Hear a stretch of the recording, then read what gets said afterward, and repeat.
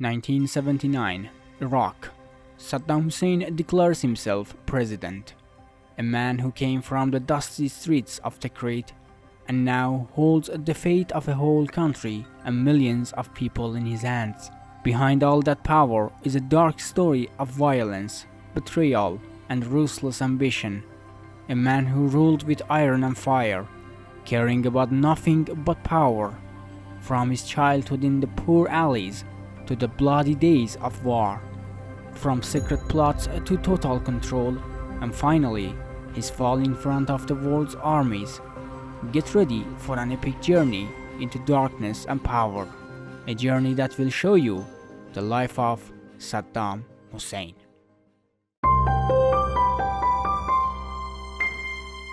Saddam Hussein was born in 1937 in Tikrit, a small town by the Tigris River. His life started tough. His father had died before he was born, so he grew up with his poor mother trying to take care of him and his siblings. Money was always tight and life was far from easy. He grew up in simple homes and dusty streets, surrounded by the harsh realities of life, poverty, neighborhood violence, and people who mostly looked out for themselves. All these early struggles started shaping the tough and ruthless personality he would become. Even as a kid, Saddam was smart, curious, and full of energy. Education mattered to him, but the family's financial struggles often forced him to work. At school, he stood out not just for his brains, but for his strong, commanding presence that made people notice him. Interestingly, he became interested in politics really early. Even as a child, he saw how some people could control others and shape their lives through power. That got him thinking, how do they get all this control? How can I take charge of my own life, and maybe others too? At the same time, the injustice and violence around him left a mark. He learned early that to get what he wanted, he had to be tough and sometimes ruthless.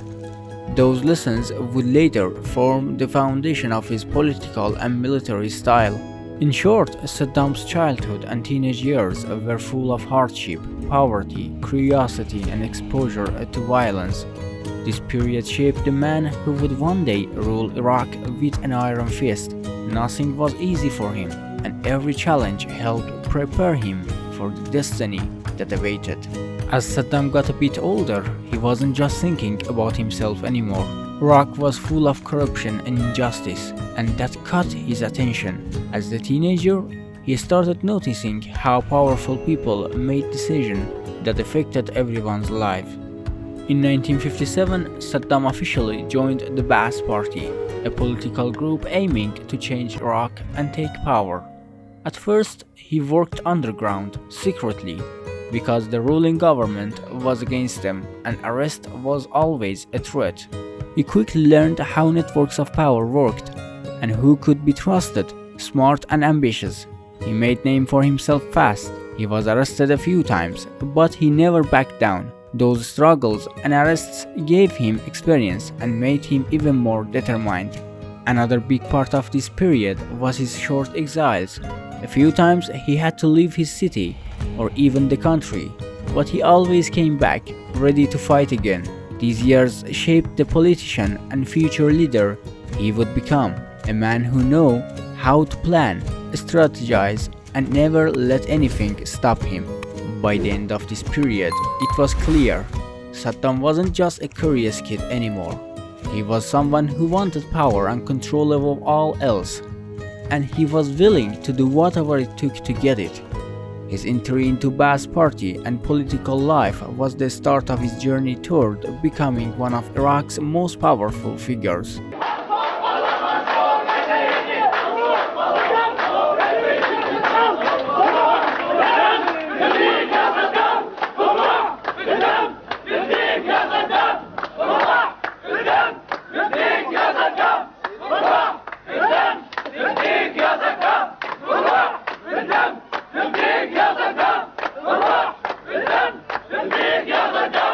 ما يخوفكم مو؟ عافية شو يوم صغيرة؟ شو؟ لا لا لا ولد ولد ولد؟ اي سيد. هو مخوفتك الطيارات يابا. حلو. ها؟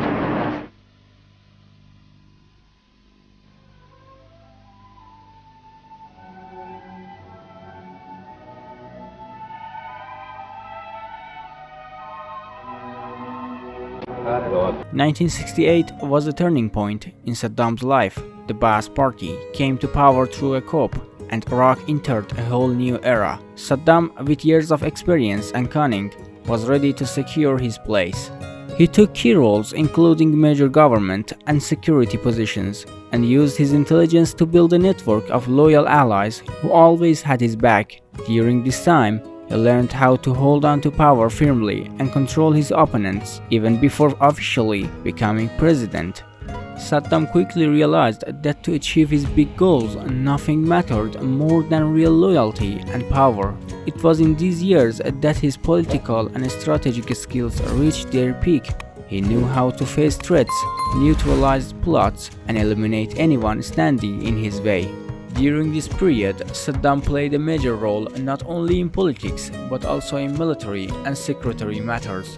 These years prepared him so that by 1979, when he became president, he could rule Iraq with an iron fist and quickly crush any enemies or opposition.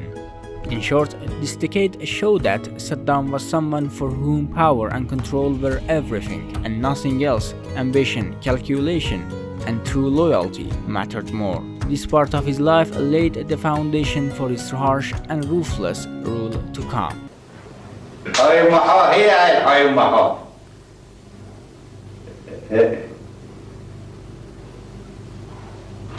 والله نعم مشواركم، والله دعبلتوهم، والله ما يخافون طفل عراقي ان شاء الله. عافية. شوف الصعادات هذه تفرج عليها سووهم الشامة ضمانة. لا يخسون الأحبار، هم وخائن الحرمين. يخسون والله بعون الله إلا نسويهم أحبار جزيرة إن شاء الله. بعون الله بعون الله. سلمنا على الربع كلهم. حياك الله. مع السلامة الله. In 1979, Saddam officially declared himself president of Iraq. This was the peak of his ambitions and the result of years of planning, but gaining power was just the beginning. Now he had to solidify his rule and control his opponents. Saddam quickly moved to crush anyone he saw as a threat. Political rivals, even former allies, were targeted. Using fear and strict security measures, he made sure no one could challenge his position. At the same time, internal policies changed. Saddam worked to centralize the economy and government, putting himself and the Ba'ath Party at the center of real power. He also built a network of loyalists and spies, giving him complete control over the country. These years showed just how calculating and ruthless Saddam was as a leader. He knew how to neutralize threats before they grew and how to use fear to maintain dominance. In short, his presidency and consolidation of power marked the start of Saddam's real ruthless rule. This period laid the foundation for the wars and power plays that would define the years to come.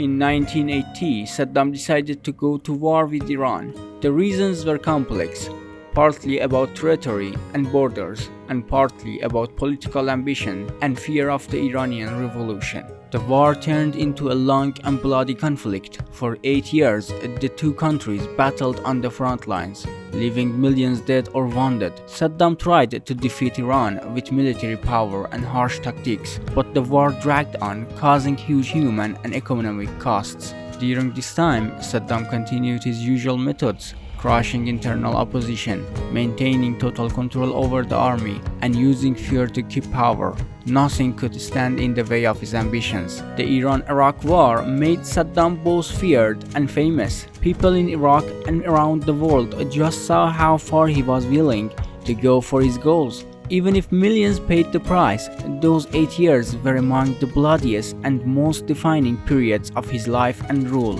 Ultimately, this war laid the foundation for Saddam's future policies, including the confrontation with Kuwait and the Gulf crisis. In 1990, Saddam decided to invade Kuwait, which triggered the Gulf War. This move faced a strong response from the US and its allies, and Iraq was hit with severe economic sanctions. The sanctions made life extremely hard for the Iraqi people. Shortage of food, medicine, and basic necessities caused immense suffering. Yet Saddam remained firmly in power. He focused on controlling the country and keeping himself, his family, and loyalists at the center of authority.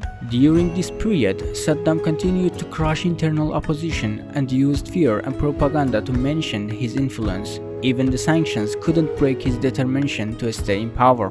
The 1990s showed that Saddam was a man willing to sacrifice everything, even the lives of his own people, to hold on to power. These years set the stage for his ultimate downfall and the US invasion in 2003. My fellow citizens, events in Iraq have now reached the final days of decision. For more than a decade, the United States and other nations have pursued patient and honorable efforts to disarm the Iraqi regime without war. That regime pledged to reveal and destroy all its weapons of mass destruction as a condition for ending the Persian Gulf War in 1991. Since then, the world has engaged in 12 years of diplomacy. We have passed more than a dozen resolutions in the United Nations Security Council. We have sent hundreds of weapons inspectors to oversee the disarmament of Iraq. Our good faith has not been returned. In 2003, everything changed for Saddam. The US and its allies invaded Iraq, and Baghdad, the capital, fell. The man who had ruled with an iron fist for decades, whom no one dared oppose, suddenly had to run and hide. This became one of the most tense and difficult periods of his life. For months, Saddam moved between hidden locations, villages, safe houses, trying to evade US forces. But nothing lasts forever. In December 2003, he was captured. The man who once symbolized absolute power and control was now in the hands of his enemies. After his capture, he was taken to a secure prison, and his trial began. A long, controversial, and intense process. People in Iraq and around the world watched closely as the dictator faced justice. He was accused of murder, suppressing opponents, and crimes against humanity. Throughout the trial, Saddam still tried to justify himself, showing his calculating and ruthless nature, but the evidence against him was overwhelming. Finally, in 2006, the death sentence was carried out, marking the end of a dark chapter in Iraq's history. Thanks for staying with me until the end. This was the life story of Saddam Hussein, the fallen dictator of Iraq. If you enjoyed this video, don't forget to subscribe.